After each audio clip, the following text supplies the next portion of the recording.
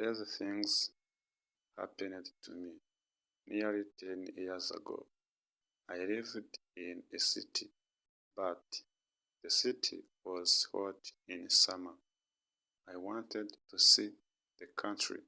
I wanted to walk in the woods and see green trees. I had a little red car and I had a map too. I drove all night out into the country. I was happy in my car. We had a very good summer that year. The country was very pretty in the early morning. The sun was hot and the sky was blue. I heard the birds in the trees, and then my car stopped suddenly. What's wrong? I thought. Oh dear, I haven't got any petrol. Now I will have to walk. I will have to find a town and buy some petrol. But where am I? I looked at the map. I wasn't near a town. I was lost in the country. And then I saw the girl. She walked down the road with a flowers in her hand. She wore a long dress, and her hair was long too. It was long and black, and it shone in the sun. She was very pretty. I wanted to speak to her, so I got out of the car. Hello, I said. I'm lost. Where am I? She looked afraid, so I spoke quietly. I haven't got any petrol, I said. Where can I find some? Her blue eyes looked at me, and she smiled. She's a very pretty girl, I thought. I do not know, she said. Come with me to the village. Perhaps we can help you. I went with her happily, and we walked a long way. There isn't a village on the map, I thought. Perhaps it is a very small village. There was a village, and it was old and pretty. The houses were black and white, and very small. There were a lot of animals. The girl stopped at a house and smiled at me. Come in, please, she said. I went in. The house was very clean, but it was strange too. There was a fire and some food above it. I felt hungry then. That was strange, I thought.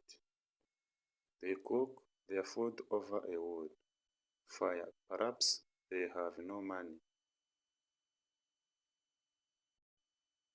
I met her father and mother, and I liked them. They were nice people, but their clothes were strange. Sit down, said the old man. Are you thirsty after your walk? He gave me a drink, and I said thank you. But the drink was strange too. It was dark brown and very strong.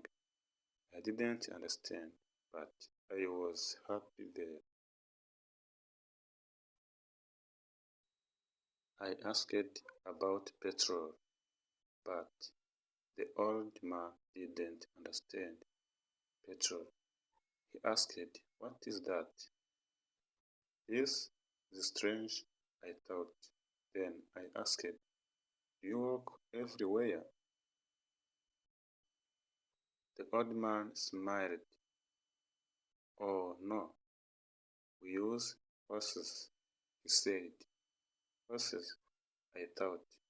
Horses are very slow. Why don't they have cars? But I didn't say that to the old man. I felt happy there. I stayed all day, and I ate dinner with them that evening. Then the girl and I went out into the garden.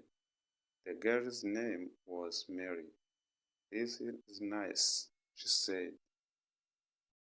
"We like having visitors. We do not see many people here."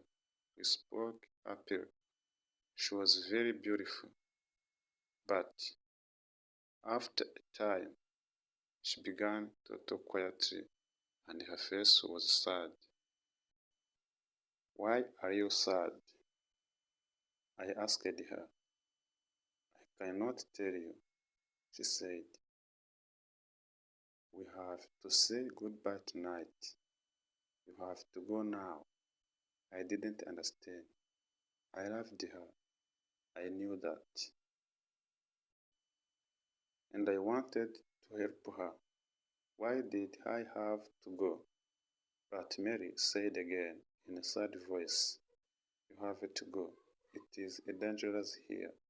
So I said, "I'll go to the next town and find some petrol. Then I will come back."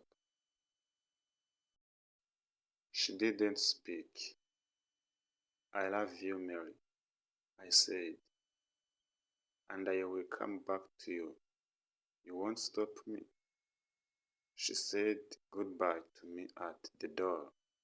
Her face was very sad, and I was sad too. I didn't want to go. It was midnight. The night was very dark, but I walked and walked. I was very tired when I saw the lights of the town. I found some petrol, and then I asked the name of the village. But the man at the garage gave me a strange look. "What village?" he asked. I told him about the village. I told him about the old houses and the people with strange clothes. Again he gave me a strange look. He thought, and then he said, "There was a village there, but it isn't there now. There are stories about it, strange stories." "What do people say about it?" I asked. He didn't want to tell me, but then he said, "There was a big fire in the village. Everybody died. There aren't any people or houses there now." "How did it happen?" I asked. "And why?" "Oliver Cromwell killed them," he said. "He was angry with the villagers because they helped the king in the war." I couldn't speak. This isn't right, I thought. That war happened 350 years ago. Then I remembered the strange clothes, the long hair, the food over the fire, and the old houses. And I remembered too about the horses. "But I don't understand," I cried. "I saw the people and the village. I spoke to some people there." The man looked quickly at me, and then he spoke. "There is an interesting story about the village. For one day, every 10 years, it lives again, but only for one day. Then it goes away again for another 10 years. On that one day, you can find the village. But you have to leave before morning, or you will never leave." Can this be right? I thought. Perhaps it was. Mary said, "You have to go." She loved me, but she said, "We have to say goodbye." She was afraid for me. Now I understand, I thought. I went back to the village, but it wasn't there. I looked again and again, but I couldn't find it. I saw only flowers and trees. I heard only the sound of the birds and the wind. I was very sad. I sat down on the ground and cried.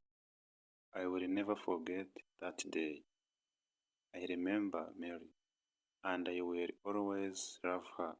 Now, I only have to wait 2 months. The village will come back again. On the right day, I will go back. I will find her again, my love with the long black hair, and this time I will not leave before morning. I will stay with her.